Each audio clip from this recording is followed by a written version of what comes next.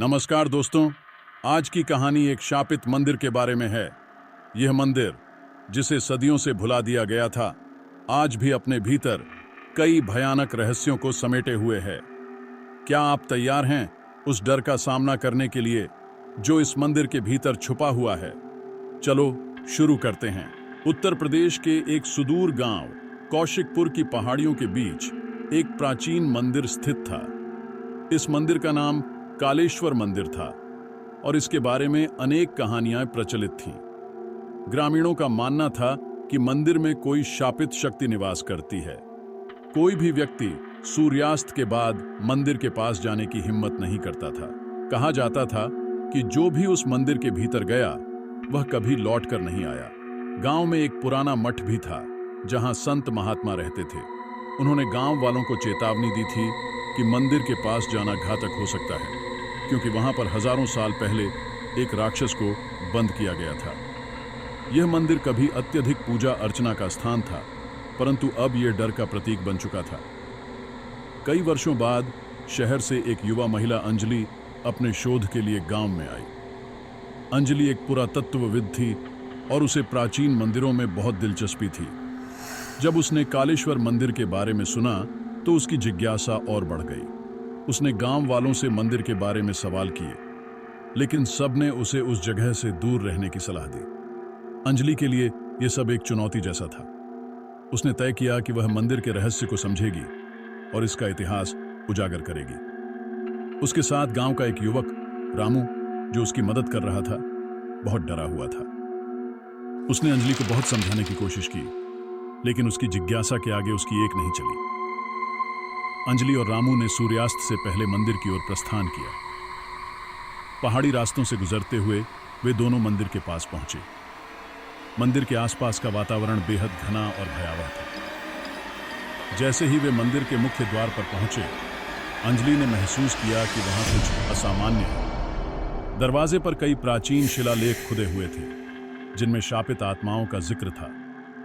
रामू ने डरते हुए कहा, मुझे लगता है कि हमें वापस चले जाना चाहिए, यहां कुछ ठीक नहीं लग रहा। लेकिन अंजलि ने उसकी बात को नजरअंदाज करते हुए कहा, यह सब अंधविश्वास है रामू, हमें अंदर चलकर देखना चाहिए। दोनों ने मंदिर के भीतर कदम रखा। अंदर का वातावरण अंधकारमय और ठंडा था।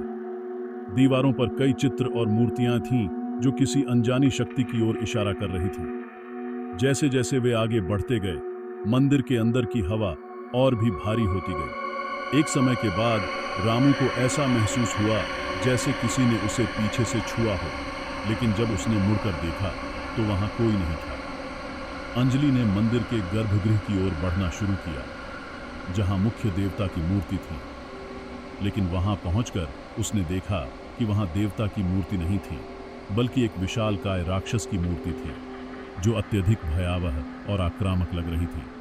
मूर्ति के चारों ओर गहरे लाल रंग के धागे बंधे हुए थे और उसके पैरों के पास कुछ तांबे के पात्र रखे हुए थे, जिनमें किसी प्रकार का तरल भरा था।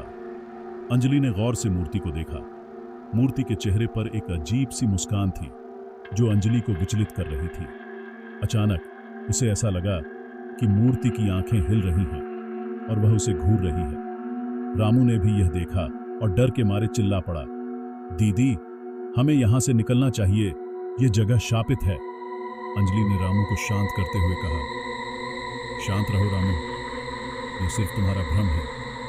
हम थोड़ी देर और रुकते हैं, शायद हमें कुछ और जानकारी मिल सके। जैसे ही रात और गहरी होती गई, मंदिर के अंदर अजीब आवाजें गूंजने लगीं।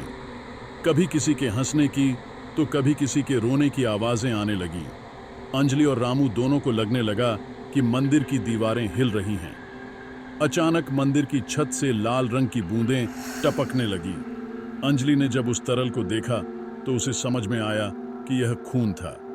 रामू का चेहरा पीला पड़ गया और वह डर के मारे कांपने लगा। अंजलि ने उसे शांत करने की कोशिश की, लेकिन अब उसे भी डर लगने लगा था। तभी अचानक मंदिर की मूर्तियां अपने आप हिलने लगी और उनकी आंखों से लाल रोशनी निकलने लगी। अंजलि ने तेजी से अपने नोट्स उठाए और रामू को बाहर की ओर खींचने लगी, लेकिन दरवाजा अपने आप बंद हो गया। मंदिर के भीतर की रोशनी पूरी तरह से गायब हो गई और चारों ओर घना अंधेरा छा गया। अंधेरे में अचानक कई आत्माएं प्रकट हुईं, जो बेहद भयानक और विकराल थीं। वे आत्माएं अंजलि और रामू के चारों ओर घेर कर खड़ी हो गईं। उन आत्माओं के चेहरे पर पीड़ा और क्रोध झलक रहा था। एक आत्मा ने चीखते हुए कहा, तुमने हमारी शांति भंग की है, अब तुम भी हमारे साथ रहोगे। अंजलि ने हिम्मत जुटाते हुए कहा, हम यहां तुम्हें नुकसान पहुंचाने नहीं आए हैं, हमें सिर्फ इस मंदिर के इतिहास के बारे में जानना था। लेकिन आत्माओं ने उसकी एक न सुनी। वे धीरे धीरे उन दोनों के करीब आने लगी। रामू ने डर के मारे अपनी आंखें बंद कर लीं और प्रार्थना करने लगा। अंजलि ने अपने बैग से एक पुरानी किताब निकाली जिसमें मंदिर के बारे में कुछ मंत्र लिखे थे। उसने तेजी से मंत्र पढ़ना शुरू किया, लेकिन आत्माओं ने उस पर हमला कर दिया। अंजलि के शरीर में एक भयंकर दर्द हुआ और उसकी आंखों के सामने अंधेरा छा गया। जब अंजलि ने अपनी आंखें खोली तो वह मंदिर के बाहर पड़ी हुई थी। रामू उसके पास बेहोश पड़ा था। दोनों किसी तरह बच गए थे, लेकिन मंदिर की भयानक घटनाएं उनके दिमाग में अब भी ताजा थीं। अंजलि ने देखा कि मंदिर का दरवाजा अपने आप बंद हो गया और वहां से एक अजीब सी ऊर्जा निकलकर आकाश में विलीन हो गई। अंजलि ने रामू को होश में लाया और दोनों ने गांव लौटने का फैसला किया।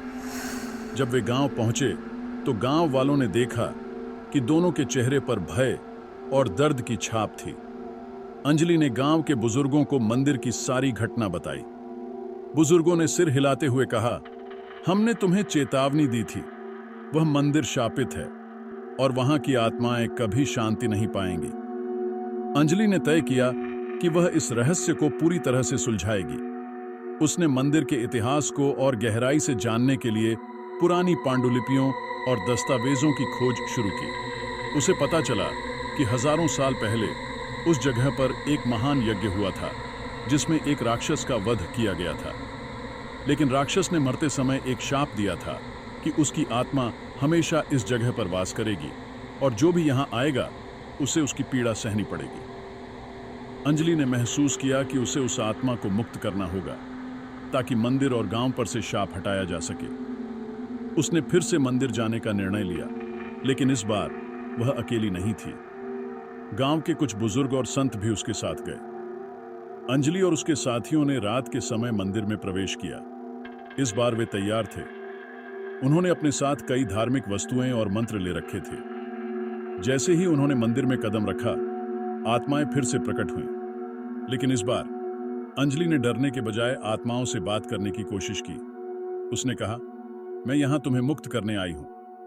मैं जानती हूं कि तुम सब यहां शापित हो, लेकिन आज मैं तुम्हें इस शाप से मुक्ति दिलाने का प्रयास करूंगी।